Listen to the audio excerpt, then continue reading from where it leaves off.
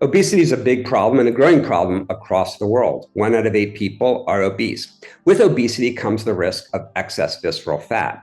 So we know this is worldwide a problem, but for people living with HIV, it's also a problem. And why? Visceral fat has been linked to cardiovascular disease, diabetes, other metabolic disturbances, and even some cancers and Alzheimer's. For people living with HIV, this could be even more consequential. And there are data that show that visceral adiposity or excess deep down fat is associated even with 5-year mortality. So this is important. We need to understand this. We need to understand the contribution of HIV, of the therapies for HIV, and visceral fat accumulation. This will help us understand also what are the interventions we can use to help beat back visceral fat and help people living with HIV not suffer from some of the consequences of visceral fat that we are seeing in the general population.